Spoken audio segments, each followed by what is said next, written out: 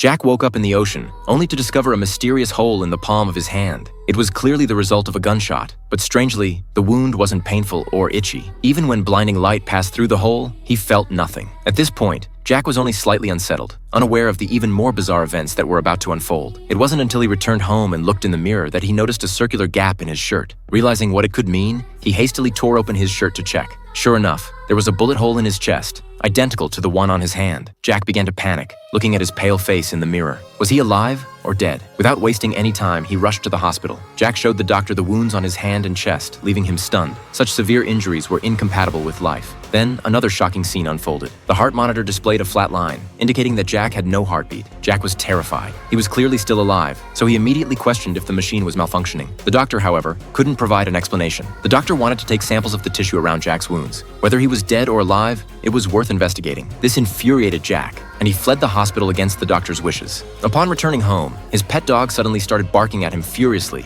as if he were a stranger. Jack examined his body in the mirror once more, then grabbed a pair of tweezers and reached into the bullet hole. He pulled out a bullet from inside. Later, when his wife prepared a table full of food, another bizarre scene unfolded. Jack, without saying a word, eagerly stuffed the food into his mouth, chewing vigorously. Every movement exuded a hint of animalistic roughness. Eventually, he simply grabbed the pot, but after swallowing the last mouthful of water, he vomited up all the food he had consumed. As the food came out, Jack returned to normal. Realizing that something was increasingly wrong with him, he decided to sleep in the living room that night. His sweet little daughter, thinking her father was sick, wanted to give him a hug. At that moment, Jack's face became grotesque once again, and his embrace around his daughter's arm grew tighter and tighter. Fortunately, the daughter's terrified screams brought Jack back to his senses. After urging his daughter not to tell her mother and sending her off to bed, Jack reflected on what had happened the previous night. He was a police officer who had met a smuggler by the river. The smuggler had bribed him and inquired about any upcoming raids. Jack took the money and assured him there wouldn't be any inspections. Shortly after they parted ways, Jack noticed a silhouette in the distance. In the darkness, it seemed like one person was strangling another.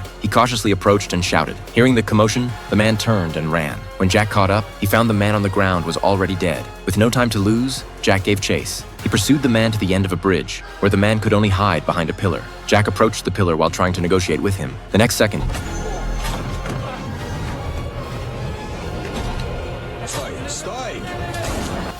Jack was thrown into the sea.